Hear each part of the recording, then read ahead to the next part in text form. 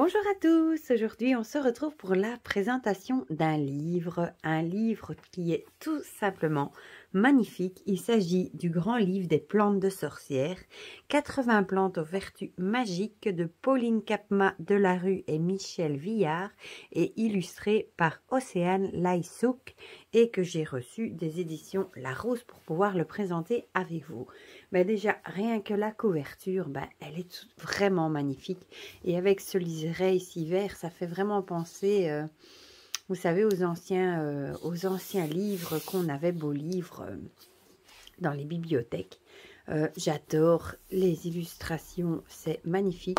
C'est une couverture en carton, en dur, hein, magnifique, vraiment. Et c'est un grand format également. Alors, on va lire ensemble du coup ce qui est écrit au dos. Le grand livre des plantes de sorcières, 80 plantes aux vertus magiques.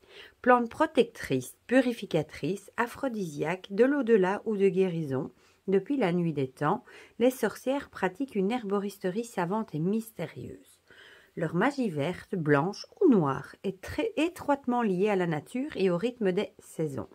Du basilic pour renforcer l'amitié, du chardon-marie pour augmenter la vigueur sexuelle, du laurier noble pour une amulette de protection, du bois de bouleau purificateur pour confectionner un balai. Dans ce magnifique grimoire, illustré de 80 aquarelles botaniques inédites, vous dévoilez tous les secrets de ces plantes puissantes et comment les utiliser pour préparer potions, recettes et rituels. Redécouvrez le pouvoir des plantes enchantées. Et il est au prix de 24,90 €. Voilà. Et je vous avoue qu'il est vraiment magnifique. Je vais essayer de faire un peu de place pour pouvoir l'avoir en entier. Je vais mettre la petite bougie par là. Voilà, comme ça vous voyez tout.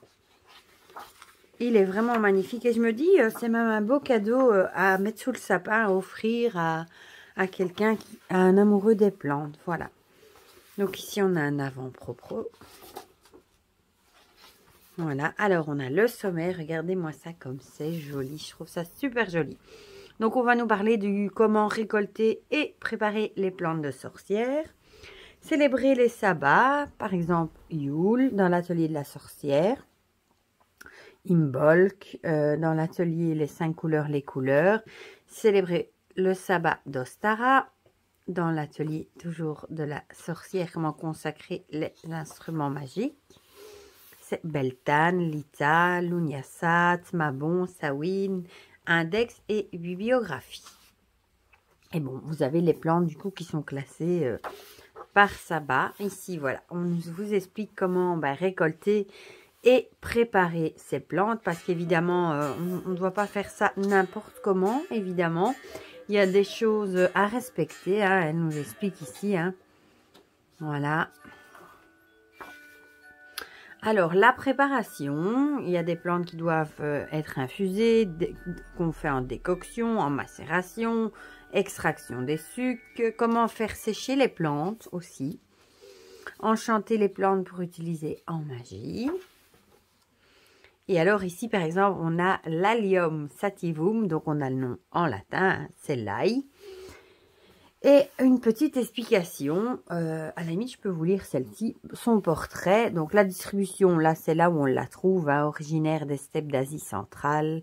L'ail est répandu dès les temps préhistoriques dans le monde entier. Sa description, ses feuilles linéaires vert gris aux nervures parallèles sont issues d'un bulbe qui se divise en cailleux, appelé communément gousse, ici évidemment. De leur centre émerge un joint, la tige florale, haute d'environ 1 mètre. Ah oui, quand même. Elle est surmontée d'une boule de fleurs d'un blanc rosé, suivie de petites fleurs mauves contenant des graines noires. Oui. Alors, ses pouvoirs. Antiseptique naturel, l'ail combat les infections gastro-intestinales et respiratoires, ainsi que les parasites intestinaux. Il contribue à réduire le taux de mauvais cholestérol, lutte contre l'hypertension, fluidifie le sang et réduit les douleurs articulaires. En magie, on confère à l'ail le pouvoir d'absorber le mal et de protéger contre les énergies négatives. Il préserve également contre les voleurs d'énergie ou vampires psychiques. Alors, une potion miraculeuse. Lors de la grande peste de Marseille en 1720, 4 voleurs dévalisaient les maisons et les cadavres immunisés contre l'infection grâce à un élixir à base d'ail. Arrêtés, on leur promit la vie sauve s'ils révélaient la composition de leur breuvage. La recette fut diffusée par voie d'affiche à toute la population. Cette boisson, appelée depuis vinaigre des 4 voleurs, est un mélange de plantes macérées dans du vinaigre. Outre l'ail, on y trouve entre autres de la sauge, du romarin et de la menthe, de l'absinthe et de la lavande. Jusqu'au début du XXe siècle, on pouvait se la procurer en pharmacie sous le nom de vinaigre antiseptique. C'est le genre de choses que moi j'adore lire et pour apprendre des trucs quoi. D'étranges cadeaux. Autrefois, pour l'épiphanie, il était de tradition d'offrir des cadeaux aux enfants. Ceux qui avaient été sages recevaient des bonbons, tandis que les garnements se retrouvaient avec une bulbe d'ail et des morceaux de charbon. J'imagine la tête de mes enfants si je leur donne une gousse d'ail en disant « Tu n'as pas été sage cette année ». Je crois pas qu'ils l'auraient bon. L'ail est réputé faire fuir les vampires de toutes sortes. Et ici, on reconnaît hein, le comte Vlad Dracula. Donc ici, on a cette fameuse fleur avec des petites graines. Hein.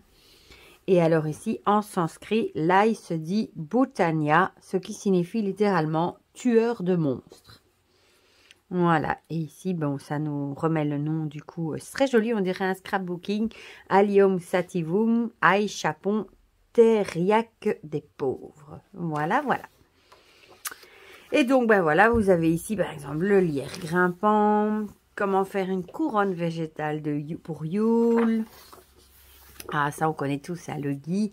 Évidemment, ça, c'est tout des plantes typiques de Yule. Hein. Célébrer le sabbat de Yule. Ici, ça nous explique. Fabriquer une bûche de Yule. Ouais, qu'on dit qu'on doit brûler dans la cheminée pour que les mauvais esprits ne rentrent pas la nuit de Yule. Hein. Et elle doit brûler jusqu'au petit matin. Alors ici, ça nous explique lumière, renouveau, l'ancêtre de Noël, la bûche, les symboles forts, faire table rase du passé. Alors ici, on nous explique l'autel dans l'atelier de la sorcière, comment le décorer, disposer ses outils. Alors ici, on a par exemple le noisetier, comment faire son propre balai magique. Voilà, et on a plein de plantes et je trouve ça, il est super joli, je trouve. Alors ici, Imbolc, ici on voit des crêpes. Voilà, le jour de Brigitte, avec la croix de Brigitte. Les 5 éléments. Il y a, en plus des plantes, il y a par-ci par-là des choses super intéressantes, comme les outils de la sorcière, l'atelier des couleurs. Il y a des plantes. Regardez ici ce petit crâne. Je ne sais pas si vous le voyez. Je vais vous rapprocher pour vous le montrer. Regardez. Et j'adore. C'est trop chouette. Il est vraiment magnifique. Ici, le bouleau blanc. Moi, j'en ai 3 dans mon jardin. Voilà. Et ben, vous voyez, je vous passe vite fait hein, pour pas tout, mais je voulais vous montrer Ostara. Voilà. Là-bas, les chaudrons à tamer grimoire. On va vous expliquer ce que c'est. Et je trouve qu'il est super intéressant. Et les dessins sont vraiment jolis. Hein. C'est vraiment un beau livre à avoir, je trouve. Voilà. Le plantain lancéolé. Prime vert, officinal. L'ortie. Ça, tout le monde en a, je crois, quand vous avez des jardins. Voilà, par exemple, ici, une potion anti-chute de cheveux. Consacrer ses instruments magiques. On reconnaît ici un oracle ou un tarot. Le muguet, que j'aime beaucoup aussi. L'aubépine. La digitale pourpre. Ben, vous voilà. Ici, un punch au vin de mai. Une laurier noble. J'en ai reçu 2 branches la semaine passée que j'ai mis à sécher. Le tilleul commun, verveine officinale, très connu également. Ici, comment faire ses sels de bain. Voilà. C'est super chouette. Célébrer Beltane. Voilà. Comme ça, vous avez la grande ciguë, ouais.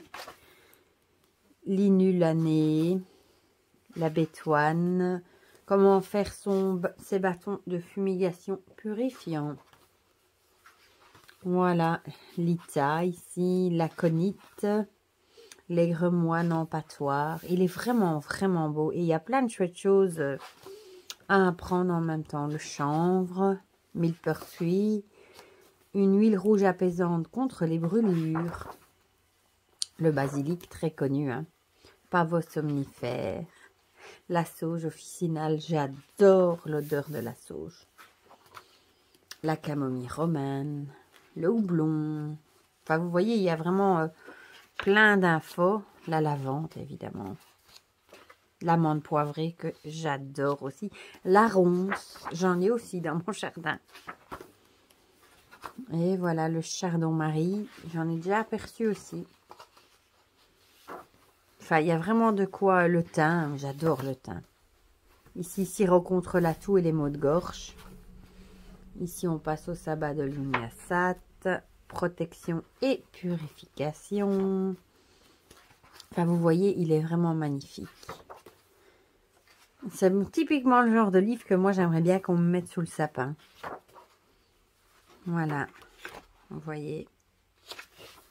Bon, comme ça, vous avez un peu vu beaucoup de choses. Hein, le chêne pédonculé. Hop, la valériane officinale. Les chats sont fous de valériane, dont l'odeur des racines les enivre. Ah bon. Un cake aux pommes de Mabon. En plus, il y a des recettes, c'est super chouette ici, Mabon.